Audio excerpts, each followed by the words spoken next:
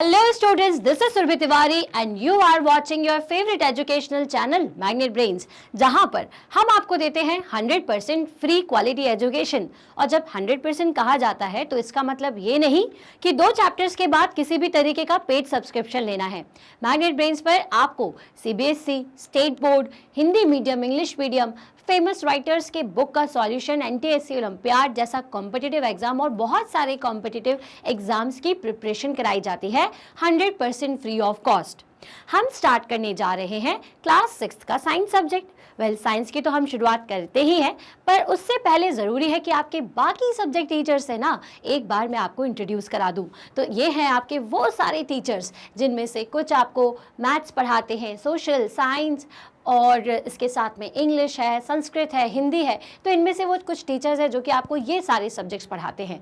इनका साथ होगा तभी तो हम होंगे कामयाब। तो इसी अच्छी सी बात से चलिए शुरुआत कर देते हैं चैप्टर नंबर 10 के नेक्स्ट टॉपिक की। तो पहले तो मैं आपको बता दूं कि हमने लास्ट वीडियो में या फिर इसके पहले का जो प्रीवियस वीडियो था उसमें क्या पढ़ा था। हमने देखा था कुछ स्टैंडर्ड यूनिट्स के बारे में, ठीक है, सम स्टैंडर्ड यूनिट्स। क्लियर है कि कौन सी स्टैंडर्ड यूनिट कहाँ पर यूज़ होती है और क्या ज़रूरत पड़ी स्टैंडर्ड यूनिट को बनाने की। क्लियर है, तो उस वीडियो को ज़रूर फॉलो करिए। उस वीडियो से हमने ये सीखा था कि हमारा जो लेंथ होता है उसकी स्टैंडर्ड यूनिट है मीटर, जिसकी मदद से हम किलोमीटर कन्वर्जन भी कर सकते हैं, सेंटीमीटर भी कर सकते हैं और मिलीमीटर का कन्वर्जन भी कर सकते हैं। तो मैंने आपको कुछ चीज़ें बता दी थी, जैसे कि 100 सेंटीमीटर इक्वल्स टू 1 मीटर होता है, तो आप उससे कंपैरिजन करके कन्वर्ट कर सकते हो। साथ ही साथ 1000 मीटर होता है 1 किलोमीटर के बराबर, तो आप उससे कन्वर्जन कर सकते हैं। क्लियर है, चलिए ये तो हमने सारी चीज़ें सीख ली कि कौन सा मेजरमेंट होता है, कौन सा यूनिट लिया जाता है। ठीक है, अब बारी आती है कि मेजरमेंट करें कैसे। ठीक है, सो आज के इस वीडियो में हम स्टार्ट करेंगे करेक्ट मेजरमेंट ऑफ लेंथ, कि लेंथ का सही मेजरमेंट क्या होना चाहिए। So in our daily life we use various types of measuring devices. We use a meter scale for measuring length. A tailor uses a tape, whereas a cloth merchant uses a meter rod. Clear है? For measuring the length of an object you must choose a suitable device. अब भाई देखिए ये सारे नाम अलग अलग हैं, जैसे कि यहाँ पे लिखा हुआ है मीटर स्केल, टेप लिखा हुआ है, और आपने देखा होगा कि मीटर रॉड भी होती है। जो मटेरियल की शॉप होती है जहाँ पे बड़े बड़े थान में कपड़े मिलते हैं, तो वो एक बड़ा सा स्केल यूज़ करते हैं, वो मीटर स्केल होता है, काफ़ी लंबा। क्लियर है, जिससे वो बड़े बड़े मीटर्स में जितने भी मीटर का कपड़ा चाहिए होता है उसकी मदद से वो 1 मीटर का स्केल होता है, और जिसकी मदद से वो आसानी से किसी को भी कितने भी मीटर का कपड़ा दे सकते हैं। जैसे 1 मीटर नापा, फिर 2 मीटर, उसी में दूसरा 3 मीटर, ये तो आपने देखा ही होगा। टेलर आपका जब नाप लेता है, जैसे आप टेलर की शॉप पे जाते हो किसी भी चीज़ को स्टिच कराने के लिए, तो उसके पास जो डिवाइस होता है जिससे वो आपके हाथों की लंबाई को या आपके शोल्डर्स को मेजर करता है, वो क्या होता है, वो होता है टेप। ठीक है, और जो आप नॉर्मली आपके घर में किसी मैथ्स वर्क को करने के लिए या किसी डिज़ाइन को बनाने के लिए यूज़ करते हो, वो क्या होता है, मीटर स्केल। ठीक है, अब सभी में कॉमन चीज़ क्या होती है, इस तरीके का स्केल होती है। ठीक है, अब ये जो स्केल है इसको सही पोजीशन में कैसे यूज़ किया जाता होगा, तो आपने देखा होगा कि कुछ इस तरह के स्केल्स हमारे जनरली होते हैं, जिसमें कोई भी चीज़ जो है वो एक छोटे से डिस्टेंस के बाद यहाँ 0 से शुरू होती है। अब बच्चों को कन्फ्यूजन होता है कि कहाँ से मैम इसको मेजर किया जाए, क्या हम स्केल के इस पोर्शन से लें या फिर जहाँ से 0 है। तो आपको याद दिला दें कि ये जो पोर्शन है, जो स्केल है आपका, ये तो आपका ग्लास है। ठीक है, ये जो पूरा स्केल है वो ग्लास है, और आपका स्केल कहाँ से शुरू होता है, तो 0 से शुरू होता है। तो किसी भी चीज़ को अगर आपको मेजर करना है, फॉर एग्जाम्पल जैसे कि मैं बताऊं कि मुझे यहाँ पर ये इस तरह से लंबी सी एक लाइन मैंने खींची हुई है, इसे मेजर करना है, तो मैंने 0 कहाँ पे रखा हुआ है, इस 0 इंच के ऊपर। अब ये तो इंच का आपका स्केल है, अब आपको नॉर्मल स्केल में आपको आगे दिखाती हूँ। ठीक है, तो ये तो चीज़ क्लियर हो गई कि 0 से हमें किसी भी चीज़ को मेजर करना होता है तो रखना होता है। ठीक है, so you can not measure the girth of a tree और the size of your chest using a metre scale. For instance measuring tape is more suitable for this. अब देखिए मैम ने तो बता दिया कि कैसे हम चेक कर सकते हैं, लेकिन अगर चेस्ट का नाप लिया जाता है आपके, तो क्या आप स्केल से ले पाएंगे क्या, क्योंकि आपका चेस्ट कैसा शेप का है, थोड़ा सा कर्व्ड शेप में है। ठीक है। तो अब इसका अगर आपको सही साइज लेना है तो आपको क्या करना पड़ेगा, इंच टेप का यूज करना पड़ेगा, क्योंकि टेप उसी शेप में क्या हो जाएगा, घूम जाएगा, राउंड हो जाएगा। क्लियर है। So for small measurement such is the length of your pencil you can use a 15 centimetre scale from your geometry box. और साथ ही साथ अगर आपने कोई छोटी छोटी मेजरमेंट्स करना होते हैं तो आप क्या करोगे, आपका मीटर स्केल को यूज करोगे, सेंटीमीटर स्केल को, जो कि आपके पास में है। क्लियर है। लेकिन अगर बड़े बड़े डिस्टेंसेस हैं तो उसके लिए आपका मीटर स्केल काम में आएगा क्या, सेंटीमीटर स्केल नहीं काम में आएगा। सो सारे ही किसी भी तरीके के अपने को डिवाइसेस हो तो यहाँ से अपने को ये समझ में आ गया कि भाई अलग अलग तरीके के डिवाइसेस होते हैं, जैसे कि स्केल होता है, इंच टेप होता है, मीटर या फिर टेप स्केल या मीटर स्केल होता है, तो जिसमें कि अलग अलग वैल्यूज़ लिखी हुई होती हैं। क्लियर है। हर एप्लीकेशन के अकॉर्डिंग अलग तरीके के स्केल का यूज़ होता है। जैसे कि अभी हमने देखा कि अगर हमें कपड़े सिलवाना है तो हम स्केल की मदद से सारी चीज़ों को प्रॉपरली मेजर नहीं कर सकते, क्योंकि स्केल हमारी बॉडी के हिसाब से एडजस्ट नहीं होगा, वो हमेशा स्ट्रेट का स्ट्रेट ही रहेगा, तो इसलिए हमें वहाँ पर टेप का यूज़ करना पड़ता है। तो चलिए इंस्ट्रक्शंस देख लेते हैं कि कैसे कैसे हमें किसी भी तरीके के डिवाइस से कैसे किसी लेंथ को मेजर करना चाहिए। ठीक है, चलिए। So in taking the measurement of length we need to take care of the following. हमें इन को बहुत सारी चीज़ों को थोड़ा सा ध्यान में रखना है। जैसे place the scale in contact with the object along its length. ठीक है। अब जिस भी ऑब्जेक्ट की हमें लेंथ लेना है, फॉर एग्जाम्पल यहाँ पर एक बॉक्स रखा हुआ है, ठीक है, जिसकी हमें लेंथ लेनी है, तो आपने देखा कि हमें पहले इसके हर पोर्शन को मेजर करना पड़ेगा। तो हम क्या करेंगे, सबसे पहले तो हमारा जो ज़ीरो है उसे बिल्कुल इसके साथ में मिला देंगे, इसकी लेंथ के साथ में। तो हमारा ज़ीरो कहाँ पर आया है, देख लीजिए, बिल्कुल इसकी एज पर आया है। ठीक है। अब कई बार ये हो जाता है कि बच्चों के स्केल टूटे हुए रहते हैं, जैसे कि मान लीजिए 1 से स्टार्टिंग हो रही है और बाकी का स्केल है ही नहीं, तो आप क्या करिए, उसे आप स्टार्ट करिए 1 से। कहाँ से स्टार्ट करेंगे, मान लीजिए यहाँ से ही टूटा हुआ है इतना, है ना, और 1 के आगे थोड़ा सा बचा हुआ है, बाकी टूटा है। मैक्सिमम बच्चों के स्केल्स के साथ ये होता है, घिस जाता है, टूट जाता है। तो आप कहाँ से करिए, आप लीजिए 1 से, 1 सेंटीमीटर से मेजर करते हुए फुल उसकी लेंथ को कैलकुलेट कर लीजिए। मान लीजिए कि पूरी लेंथ आती है 12। ठीक है। तो अब आपने स्टार्ट कहाँ से किया था, 1, लेकिन आइडियली हमें कहाँ से स्टार्ट करना चाहिए, आइडियली हमें 0 से स्टार्ट करना चाहिए। तो उतना जो सेंटीमीटर है उसे आपको उसमें से माइनस करना पड़ेगा।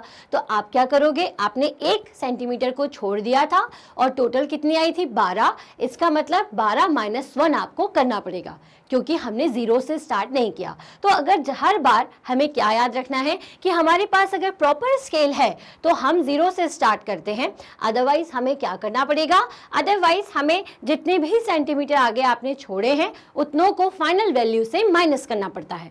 आई बात समझ में। अब कई बच्चों का कंफ्यूजन क्या होता है पता है, ये कंफ्यूजन होता है, जिससे कई स्टूडेंट्स को हम पहले भी पढ़ाते हैं कि 0, 1, 2, 3 ये लिखा हुआ है, और किसी चीज़ की अगर वो वैल्यू को मेजर करते हैं, ठीक है, मान लीजिए कि यहाँ पे फाइनली यहाँ पर लिखा होता है 12, ठीक है, तो हम लिखते हैं कि 12 सेंटीमीटर, पर बच्चा क्या बोलता है पता है कि मैम ये आगे भी तो 0 था ना, ये इसको भी तो काउंट करो, तो 12 + 1 करो। ऐसा नहीं होता। हम काउंटिंग कैसे स्टार्ट करते हैं, 0, 1, 2, 3, 4, 5, ये स्केल ऐसा ही बना हुआ है। ठीक है। तो इसमें बिल्कुल कंफ्यूजन मत होना कि ये 0 अलग है। ठीक है। 0 से आपको कोई भी चीज़ को रखना है, और फिर जो भी फाइनल वैल्यू आपको एंड पर मिल रही है, ठीक है, जो भी नंबर मिल रहा है वही उसकी लेंथ होती है। ठीक है। तो यहाँ तक इतने बात तो हम सीख गए। अब in some scale the end may be broken, you may not be able to see the 0 mark clearly। कुछ स्केल्स में 0 मार्क नहीं होता, मिट जाता है। So in such cases you should avoid taking measurement from the 0 mark of the scale. जैसा मैंने कहा कि अगर आगे का 0 मार्क मिट चुका है तो आप इस तरह से स्केल को देख रहे हो ना डायग्राम में, इस तरह से स्केल को थोड़ा सा आगे शिफ्ट करो और 1 से इसकी लेंथ को लेना शुरू करो। क्लियर है। So you can use any other full mark of the scale, से 1 सेंटीमीटर, कुछ भी ले सकते हो, जरूरी नहीं कि 1 से स्टार्ट करो, आप 2 से भी स्टार्ट कर सकते हो। लेकिन जब आप 2 से स्टार्ट करोगे तो आपको पता है कि आगे आपने कितना छोड़ा है, 0 से 1 छोड़ा है और 1 से 2 छोड़ा है, इसलिए आपको फिर 2 को माइनस करना पड़ेगा। लेकिन यहाँ पे जैसे हमने 1 को छोड़ा है, 0 से 1 के बीच के डिस्टेंस को छोड़ करके 1 से हम ले रहे हैं, तो क्या करना पड़ेगा, then you must subtract the reading of this mark from the reading at the other end। For example, In figure B, the reading at one end is 1 centimeter and at the other end is 14.3 centimeter. अब ये देखिए दूसरे and पर कितनी reading दिख रही है हमें 14.3 और एक एंड पर कितनी है 1 है। ठीक है, तो हम हमेशा स्केल की रीडिंग कहाँ से स्टार्ट करते हैं 0 से। इसका मतलब 1 से स्टार्ट करी है तो हमें 1 को माइनस करना पड़ेगा। तो यहाँ पर क्या हो जाएगा कि आपकी फाइनल लेंथ कितनी हो जाएगी 14 माइनस 3 माइनस 1 दैट इज की 13.3 सेंटीमीटर। क्लियर हुआ? So correct position of the I is also important for taking the measurement. अब आपकी आंखों का जो पोजिशन होती है वो भी बहुत ज़रूरी होती है। ठीक है, आपको हमेशा कैसे देखना चाहिए परपेंडिकुलर, इस तरह से। ठीक है, कभी भी किसी चीज़ की अगर डिस्टेंस मेजर करनी है तो आंखों की पोजीशन कुछ इस तरह से होनी चाहिए। Your eye must be exactly in front of the point where the measurement is to be taken as shown in the figure. जहां पर भी आपका मेजरमेंट लिया जा रहा है उसके हिसाब से आपको आपकी आंखों को रखनी पड़ती है। ठीक है, अब यहाँ पे 3 पोजीशन दी हुई है। ठीक है, एक है ए पोजीशन, बी पोजीशन और सी पोजीशन। ठीक है, position B is the correct position of the eye. Note that from position B the reading is 7.5 centimetre. अगर आप ध्यान से देखोगे तो बी की पोजीशन कैसी है, एकदम एंड पॉइंट के परपेंडिकुलर। ये देखिए, मतलब जस्ट उसके ऊपर। तो इसकी डिस्टेंस कितनी आ रही है, इसकी डिस्टेंस आ रही है यहाँ से फॉर एग्जाम्पल 7.5। ठीक है, 7.5 centimetre. From position A and see the reading में बी डिफरेंट। अब अगर मैं इस स्केल को यहाँ से रीड आउट करूंगी, ठीक है, ऊपर से, तो क्या होगा, कुछ पॉइंट का डिफरेंस आ सकता है। ऐसे ही सी से अगर देखें तो कुछ पॉइंट का डिफरेंस आ जाएगा। दैट मीन्स कि अगर हमने सही पोजीशन पर हमारी आंखें नहीं रखी तो फिर क्या होता है, दिक्कत होती है। क्लियर है? दिक्कत होने का मतलब ये है कि हमें प्रॉपर रीडिंग नहीं मिल पाती है, क्योंकि यहाँ वहाँ से देखने से हमारा थोड़ा सा डिफ्लेक्शन हो जाता है और हमें सही रीडिंग नहीं हम कैलकुलेट कर पाते। ठीक है, अब एक्टिविटी 3 को स्टार्ट हम करेंगे, लेकिन उससे पहले क्या ज़रूरी है कि मैं आपको बता दूं कि जो आपका सेंटीमीटर स्केल है उसे आप कैसे रीड आउट करते हो। देखिए, अपना अपना सेंटीमीटर स्केल ज़रा लेकर के आइए। ठीक है, मैं थोड़ा सा वेट कर लूँगी आप लोगों का। चलिए, तो आई होप आप लोग लेकर के आ गए होंगे। तो अगर अपन सेंटीमीटर के स्केल की बात करें, ठीक है, तो 1 सेंटीमीटर में कितने मिलीमीटर होते हैं, 10 मिलीमीटर। मतलब कि अगर मुझे 1 सेंटीमीटर बनाना है तो मुझे कितने मिलीमीटर्स की ज़रूरत पड़ेगी, 10 मिलीमीटर की। जब 10 मिलीमीटर इकट्ठा हो जाएंगे तब जाकर के वो 1 सेंटीमीटर बनाएंगे। जैसे कि आप देखते हो कि 0 और 1 के बीच में ज़रा काउंट करिए कितने ज़्यादा छोटे छोटे से इस तरह से स्ट्रेट लाइंस बनी हुई हैं। 1 2 3 4 5 6 7 8 9। ठीक है, और 10। ठीक, 10th नंबर पर क्या हो जाता है, 1 मीटर, 1 सेंटीमीटर। ये देखिए, आप फिर से काउंट करिए, कहाँ से शुरू करेंगे आप, 0 के बाद, क्योंकि 0 तो 1 है, 1 सेंटीमीटर को इंडिकेट कर रहा है। अब दूसरे को बनाने के लिए क्या करना पड़ेगा, 10 लोगों को इकट्ठा होना पड़ेगा। 1 2 3 4 5 6 7 8 9 और 10वें प्लेस पे क्या हो जाएगा, जैसे ही 10 mm इकट्ठा होता है तो क्या बन जाता है, 10th वाले mm को क्या बोलते हो आप, इसको बोलते हो आप 10 mm या फिर 1 सेंटीमीटर। क्लियर है? अब मुझे 2 सेंटीमीटर बनाना है। ठीक है, तो मुझे कितने लोगों को, कितने mm को इकट्ठा करना पड़ेगा, 20 mm को। तो हम फिर से यहाँ से शुरुआत करेंगे। 1 2 3 4 5 6 7 8 9 10 11 12 13 14 15 16 17 18 19 और 20वें नंबर पर कौन इकट्ठा हो जाएगा, कौन आ जाएगा, 2 सेंटीमीटर। या फिर आप ये भी, अब ये तो अपन ने स्टार्टिंग से देखा, अब हम बार बार इतनी लंबी काउंटिंग तो करेंगे नहीं। आप ये देखो कि 1 सेंटीमीटर के बाद फिर से जब 10 mm काउंट करोगे आप, ठीक है, तो वो क्या होगा, जैसे कि इस बात को समझिए कि यहाँ तक कितने सेंटीमीटर्स थे, कितने एमएम्स थे, 1 सेंटीमीटर तक आपके 10 mm थे। अब उसके बाद कितना काउंटिंग शुरू करोगे आप, 11। तो हो जाएगा 11, ठीक है, 12 13 14 15 16 17 18 19 और 20 पर क्या आना चाहिए, 2 सेंटीमीटर। तो देखिए 20 mm पर कितना आ रहा है, 2 सेंटीमीटर आ रहा है। तो ये बताने का मतलब क्या है कि फॉर एग्जाम्पल, ठीक है, आपकी वैल्यू आती है कहाँ पर, यहाँ पर। ठीक है, आप मेरा मार्क देख पा रहे हो, आई होप। ठीक है, तो यहाँ पे आपका किसी ऑब्जेक्ट का साइज आ रहा है, ठीक है, 0 से लेकर के 2 के इतना आगे, तो आप इसकी वैल्यू को कैसे लिखोगे? आप देखोगे कि यहाँ तक हो गया 1 सेंटीमीटर, अब 1 सेंटीमीटर के बाद 1 के बाद है 2, तो ये हो गया 2 सेंटीमीटर। अब 2 के आगे कितने और लाइन लगी हुई हैं, स्ट्रेट लाइंस? तो 1 2 3 4 5, तो इसका मतलब ये है टोटल 25 mm। या फिर अगर आपको सेंटीमीटर में लिखना है तो आप क्या लिखोगे? 2 सेंटीमीटर, पॉइंट आपको बीच में लगा देना है और ये हो जाएगा 5, ठीक है, और ये क्या हो जाएगा? 2.5 सेंटीमीटर। या फिर आप इसको क्या लिख सकते हो? आप इसे 25 mm भी लिख सकते हो। आई बात समझ में? ठीक है, क्योंकि टोटल यहाँ तक कितना है? 25 mm है या फिर 2.5 सेंटीमीटर है। क्लियर है? अब जैसे मुझे कोई चीज़ दी होती है सेंटीमीटर में, अब मुझे पता है कि 1 सेंटीमीटर बनता है 10 मिलीमीटर से। क्लियर है? 10 mm से मिलकर के बनता है। अब अगर मान लीजिए कि मुझे बोला है कि 25 mm को आपको सेंटीमीटर में कन्वर्ट करना है, तो आप कैसे करोगे? तो आपको पता है कि ये जो mm है वो कैसे होता है? 1 सेंटीमीटर के बराबर 10 mm होता है। क्लियर है? तो आपको अगर इसको सेंटीमीटर में कन्वर्ट करना है, ठीक है, तो क्या करना पड़ेगा? अगर हम 10 को यहाँ भेज देंगे तो ये जो mm है ये क्या हो जाएगा? ये आपका सेंटीमीटर में कन्वर्ट हो जाएगा, है ना? देखो mm कितना है? mm है आपका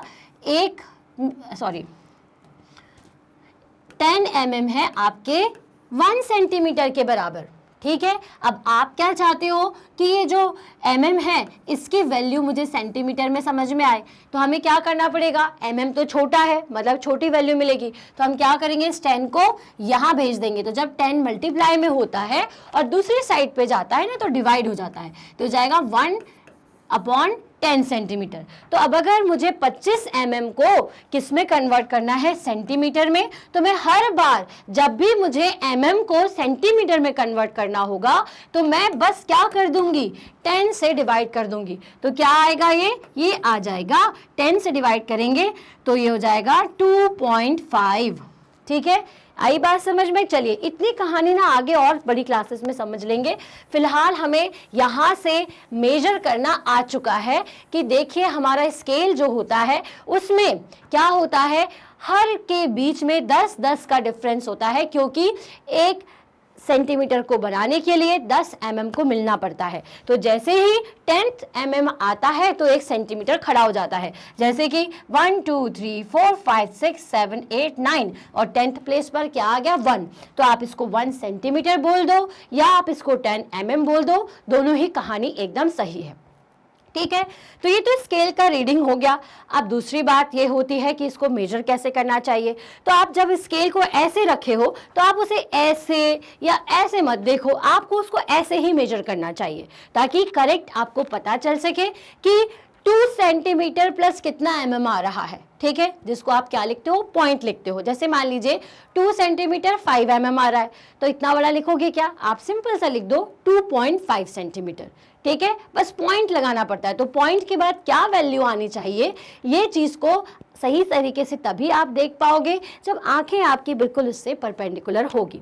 क्लियर है? चलिए, तो या तो पोजीशन का खेल अपन समझ गए। एक एक्टिविटी करते हैं, activity number 3। Measure the height of your classmate using the handspan and then by using a meter scale। अब आपको हर तरीके के स्केल के लिए क्या याद रखना है? कहाँ से शुरुआत करोगे रीडिंग लेना? 0 से। क्लियर है ना? चलो, तो अभी हमने एक्टिविटी 1 और 2 हमारे कुछ लास्ट वीडियोस में करी थी, एक्टिविटी 3 भी करेंगे। तो आपने फ्रेंड को खड़े करिए और उसे हैंड से, बढ़िया हैंड स्पैन से, मैंने बताया था ना अभी एक लास्ट अपने कुछ वीडियो में कि किस तरह से मेजर किया जाता है। ठीक है, उसी तरीके से आप उसकी हाइट को पहले हैंड स्पैन से मेजर करो, उसके बाद मीटर स्केल से। For this ask your classmate to stand with his back against a wall. अब देखिए, जब भी अगर आपको किसी की हाइट मेजर करनी हो या खुद की हाइट मेजर करनी हो तो आपको क्या करना चाहिए? एक बिल्कुल फ्लैट सरफेस का यूज करना चाहिए, जैसे कि आपकी वॉल। आप उस पर खड़े हो जाइए और आपकी फुट से लेकर के आपके हेड का ये जो हिस्सा है वहां तक का आपको मार्क कर लेना है। देन उसके बाद स्केल से आप उसे मेजर कर लो या फिर हैंड स्पैन से मेजर कर लो। Make a mark on the wall exactly above his head, जैसे कि इसका हेड है तो यहाँ से एक आप मार्क कर लेंगे, ठीक है। एंड देन उसके बाद उसके फुट के पास। Now measure the distance from the floor to this mark on the wall. अब वो फ्लोर पर ही खड़ा होगा, ठीक है। तो इस फ्लोर से लेकर के इस मार्क तक का डिस्टेंस आपको पहले तो हैंड स्पैन से और फिर मीटर स्केल से मेजर करना है, ठीक है। So let all the other students measure this length in a similar way. बाकी सारे बच्चे भी ऐसे ही करें। Record all the observation in table, study careful result obtain by the different students. The result in column 2 may be different from the each other as the length of the hand span may be different to different students। अब भाई हमने जैसे पहले भी किया था कि मान लीजिए फिर से हम वही बच्चे ले लेते जैसे हमारे पिछले वीडियो में थे, ठीक है। राम था और पिंटू था, सोहा थी, ठीक है, और श्याम, ठीक है। अब एक और बच्चा था, ठीक है, जिसका नाम था चिंटू, ठीक है। जब चिंटू की हाइट राम ने ली तो उसकी हाइट आ रही थी 20 हैंड स्पैन मान लीजिए, ठीक है। पिंटू ने ली तो 25, सोहा ने ली तो भाई आ रही थी 30 और श्याम ने लिया तो श्याम के इसमें आ रही थी 32। क्लियर है। अब जब सभी ने सेंटीमीटर में हाइट निकाल के देखी, स्केल की मदद से निकाल करके देखी, ठीक है, तो ये आ रही थी आपकी 400 सेंटीमीटर, 400 सेंटीमीटर, 400 सेंटीमीटर। सभी के केस में क्या हो रही थी, 400 सेंटीमीटर आ रही थी। तो मतलब कि क्या समझ में आया कि look at the result in column 3 where the measurement are done using the standard scale. The result may be close to each other now but are they exactly equal? If not, why do you think there is a difference? और after all everybody is using the same scale and not the different hand span. देखिए क्या होता है कि जब, है ना, हम क्या करते हैं कि हाथों से मेजर करते तो अलग आना तय है। जब मीटर स्केल से भी कई लोग करते हैं ना तो कई बार डिफरेंट आता है। तो क्यों? क्योंकि हो सकता है कि किसी ने इतना इंच टेप दिया हुआ है अगर मैंने उनको, या फिर मीटर स्केल दिया हुआ है, तो वो क्या करते हैं, ये जो खाली पोर्शन है ना वहाँ से मेजर करना शुरू कर देते हैं, तो वो भी गलत है, ठीक है। तो एक प्रॉपर तरीका होता है कि एंड टू एंड आपको मेजर करना है, ठीक। कैसे मेजर करना है? This could be due to the small error in taking the observation. In higher classes we will learn about the importance of knowing and handling such errors in measurement. अब देखिए जो भी एरर्स हो रही हैं, जैसे कि मान लीजिए कि पहली चीज़ कि सही जगह से, जीरो से शायद स्टार्ट ना किया हो किसी ने, या किसी को मेजरमेंट में दिक्कत आ रही हो, या कन्वर्जन नहीं कर पा रहे होंगे, ठीक है, या किसी ने सही तरीके से स्केल के से परपेंडिकुलर नहीं खड़े होंगे, कहीं और खड़े होंगे, तो ये सारी चीज़ें हो सकती हैं। तो हम हाई क्लास में देखेंगे कि इन सारी जो एरर्स आती हैं इन्हें कैसे हम अलग कर सकते हैं। बट फिलहाल इस वीडियो से हम ये तो सीख गए हैं कि करेक्ट मेजरमेंट कैसे की जाती है। तो हमें पता चल गया है कि भाई जीरो से रखना है। उसके बाद हमने कन्वर्जन भी देख लिया कि किसके बाद क्या वैल्यू आती है तो उसे किस तरह से लिखते हैं, ठीक है। तो ये सारी चीज़ें अभी हमने सेंटीमीटर स्केल के केस में सीख ली। तो आई होप अब आपको मेजरमेंट करना लेंथ का बहुत आसान लग रहा होगा। अब हम मिलते हैं हमारे नेक्स्ट वीडियो में, ठीक है, जिसमें हम इन्हीं के कुछ और टॉपिक्स को कि मोशन कैसे होता है, किस किस टाइप का होता है, इन सब चीज़ों को पढ़ेंगे।